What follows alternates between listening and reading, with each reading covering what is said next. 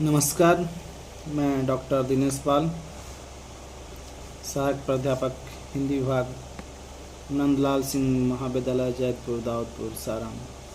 आज मैं काव्य तारा बीए पार्ट 2 के हिंदी रचना यानी सब्सिडरी के पाठ्यक्रम के अंतर्गत बीती विभावरी जागरी कविता पर बातचीत करना चाहता हूँ। बीती विभावरी जागरी यह कविता जयशंकर प्रसाद के काव्य संग्रह लहर से ली गई है। जयशंकर प्रसाद जो कि हिंदी साहित्य के छायावादी कवि हैं, छायावादी कवि जो कि छायावाद के चार प्रमुख स्तंभ जो माने जाते हैं उसमें से एक हैं। चार प्रमुख कवियों के बारे में जैसा कि हम जानते हैं, जयशंकर प्रसाद, सूर्यकांत त्रिपाठी निराला, सुमित्रा नंदन पंत, महादेवी वर्मा। उसमें से सबसे अग्रणी के तौर पे या सबसे पहले कवि के तौर पर या उम्र में भी बड़े हैं जयशंकर प्रसाद का नाम लिया जाता है। जयशंकर प्रसाद का जन्म 1889 ईस्वी में वाराणसी में हुआ था। वह वाराणसी में ही प्रिंस कॉलेज जो वहाँ के जो स्कूल है वहाँ से पढ़ाई भी करते हैं। उनका जीवन भी लगभग वाराणसी में ही बीतता है और वाराणसी में रहते हुए उन्होंने शादी के बारे में भी कहा जाता है। दो पत्नियां गुजर गई, तीसरी शादी की है, जबकि खुद बहुत कम 48 वर्ष के अल्पायु में गुजर गए थे। उनकी लेखनी या लेखन संसार में कहें तो वह बहुमुखी प्रतिभा के धनी थे, क्योंकि वे कविता भी लिखे हैं, कहानी भी लिखे, उपन्यास भी, निबंध भी। वो हर प्रकार की रचनाएं किए। वो शैव धर्म के उपासक थे, परिवार में शैव धर्म की मान्यता थी। काव्य संग्रह शुरू में तो कविता ब्रजभाषा में लिखते थे, लेकिन बाद में वो संस्कृत निष्ठ खड़ी बोली में लिखे और छायावाद के प्रतिनिधि कवि के रूप में भी हम उन्हें कह सकते हैं, जान सकते हैं। काव्य संग्रह अगर देखें तो कानन कुसुम, महाराणा का महत्व, चित्राधार, प्रेम पथिक, झरना, आंसू, लहर, कामायनी उनकी सबसे अंतिम रचना है, काव्य संकलन काव्य रचना है और उनकी सबसे प्रसिद्ध काव्य रचना कामायनी है। वह एक महाकाव्य के रूप में देख सकते हैं, उसे हम महाकाव्य के रूप में भी देखते हैं। नाटक में भी उनका नाटक जितने बड़े वो कवि हैं, लगभग उसी रूप में वो नाटककार भी हैं। और नाटक उनका ऐतिहासिक नाटक है, जो कि उस समय स्वाधीनता आंदोलन जो हमारे देश में चल रहा था, उस स्वाधीनता आंदोलन में अपने देश के जवानों के बीच एक चेतना भरने के लिए उन्होंने ऐतिहासिक नाटक लिखा।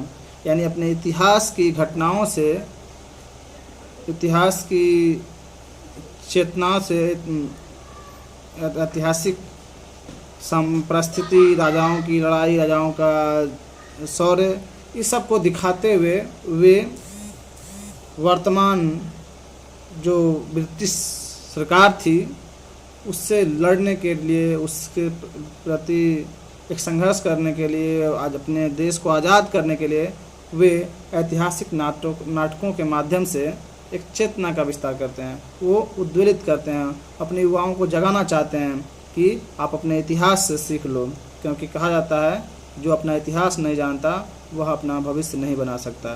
तो खैर, उनके नाटक राजश्री, विशाख, अजातशत्रु, जन्मेजय का नागयज्ञ, कामना, स्कंदगुप्त, एक घूंट, चंद्रगुप्त और ध्रुव स्वामिनी है।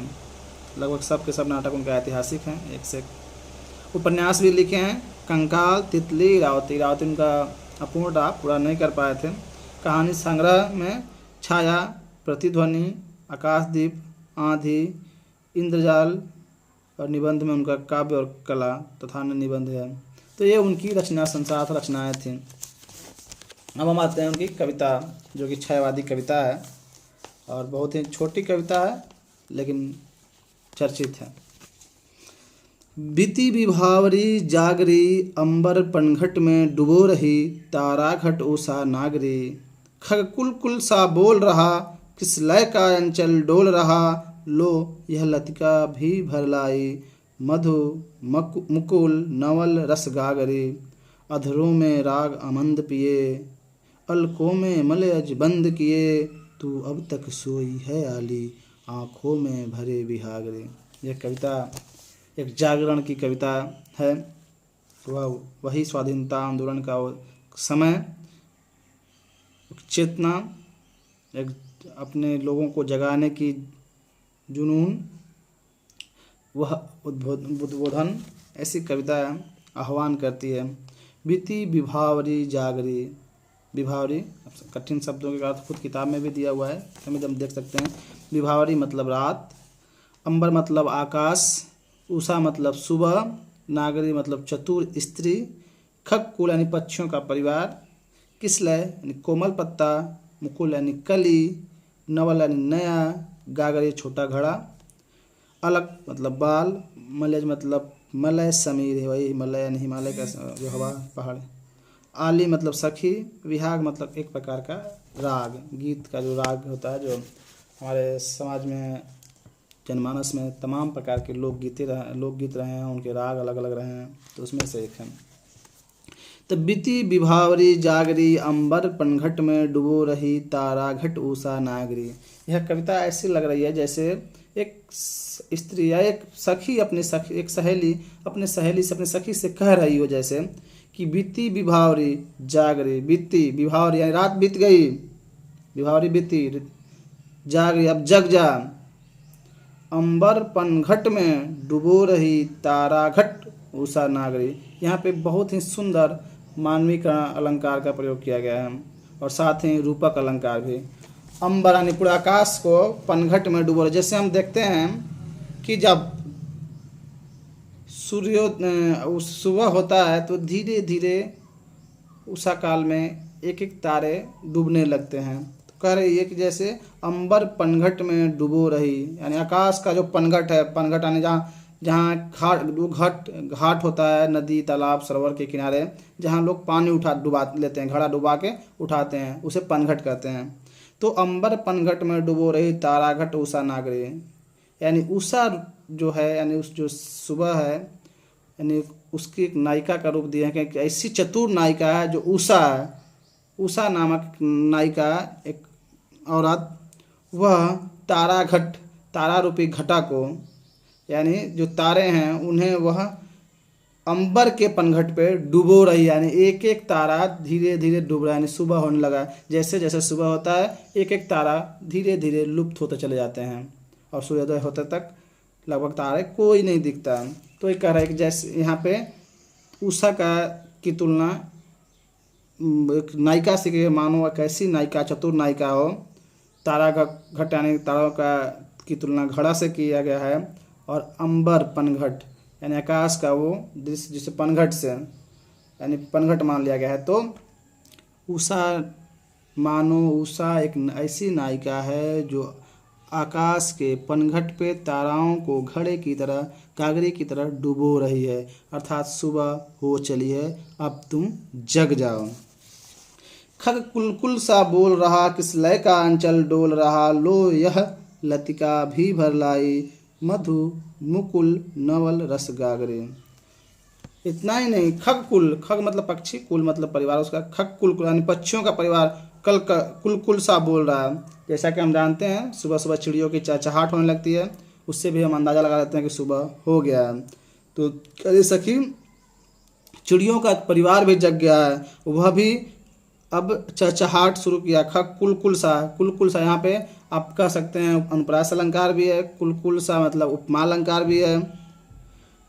किसलय का अंचल डोल रहा, और जो सुबह सुबह जो कोमल पत्ते हैं जो खेतों में पौधे हैं, वह भी किस पूरा एकदम अंचल यानी खेत के जो पत्ते, कोमल पत्ते हैं खेतों में लगे हुए, वे सब हिल रहे हैं, डोल रहे हैं, हिल रहे हैं, यानी सुबह का वह मलयज वाले वह हवा चलने लगी है। लो यह लतिका भी भर लाई, मधु मुकुल नवल रस गागरे, यानी यह लतिका जो पौधे फूल हैं उनमें भी एक मधु यानी जो कलियां हैं वह मधु भर के, जैसे लग रहा है कि रस की गागरी, रूपक अलंकार, यानी रस की जो उनकी कलियां हैं ऐसे लग रही हैं जैसे वो गागरी हों और वो रस से भरी हुई हों, वह आ गई हैं, नई नई कलियां भी आ गई हैं। अधरों में राग अमंद पिए, अलकों में मलयज बंद किए, तू अब तक सोई है आली, आँखों में भरे बिहागरे। कह रही हैं अधरों में राग अमंद ली पिए, अलकों में मलयज बंद किए। यानी कह रहे हैं कि जैसे नायिका ऐसे लग रही है जैसे उसके अधरों में राग आनंद पिए, यानी लगता है जैसे कोई रात में एकदम प्रेम में एकदम डूबी हुई कोई ऐसी नायिका है जिसके ओठों पे एकदम प्रेम की लाली हो, एकदम आनंद पिए, अलकों में मलयज बंद किए। और जैसे अपना अलग लग रहा है जैसे उस आँखों में एक वो अलग प्रकार की अंगड़ाई जैसा वो मलयज की जो को बंद किए हुई है, मतलब वो उसकी जो जैसे कोई सुबह सुबह जिसको हम देखते हैं रात में ना सोया हो, उसकी रात में नींद पूरी नहीं हुई हो तो अजीब सा उसके आँख दिखते हैं, वो अलग सा अंगड़ाई लेता है उससे। तू अब तक सोई है आली, यानी साखी अभी तक तुम सोई रहोगे है, आँखों में भरे बिहागरे। यानी वही बिहागरे जो राग है रात, वो मतलब एक प्रकार से कहें तो श्रृंगार वर्णन जैसा ही है, जो प्रेम का रात में अपने प्रेम में डूबी रही हो और सुबह रात उसका नींदें पूरी ना हो रही हो और सुबह वह एक अलग प्रकार से एकदम मदमस्त हो, जम्हाई ले रही हो। तो इस प्रकार से यह कविता एक सांग रूप में रचा गया है। लेकिन इस कविता का तो शाब्दिक अर्थ निकलता है, लेकिन इस कविता का जो व्यंग्यार्थ है या जो सांकेतिक अर्थ है वह यह है कि हमारे देश में जो ब्रिटिश सरकार है, जो अंग्रेज़ों को आना है, अंग्रेज आए हुए हैं, उनका जो राज रहा है लगभग अब ख़त्म हो रहा है, वो अंधकार ख़त्म हो गया है। अब हमें जगना ही होगा, अब उनसे मुक्ति पानी होगी। यानी कब तक आप ऐसे ही जगे रहोगे, यानी अंधकार जाने के बाद भी, यानी उनके ख़त्म होने की स्थिति है, अब उन्हें विदाई करने का वक्त आ गया है। फिर भी अगर हम नहीं जगे तो शायद वह आज़ादी ना मिले। तो वह एक जागरण अवस्था जगाने का, यानी पूरे कौम को, पूरे समाज को जगाना चाहता है कवि कि आप जग जाओ ताकि हम उन्हें खदेड़ सकें, यानी अंग्रेज़ों को यहाँ से भगा सकें और हम अपना स्वराज स्थापित कर सकें, हम अपने देश को आज़ाद कर सकें। तो स्वतंत्रता संग्राम के समय की छायावादी कविता पूरे जागरण चेतना से लबरेज है। खड़ी बोली हिंदी में लिखी गई ये कविता है। अलंकार देख रहे हैं आप, पूरा मानवीकरण अलंकार, रूपक अलंकार तो है, एक जगह उपमा अलंकार भी है। सांग रूप में रची गई कविता बहुत छोटी है, लेकिन संदेश इसका बहुत ही बड़ा है और मधुर भाषा भी है और लयात्मकता पूरी है। इसे गाने वाले गा भी सकते हैं।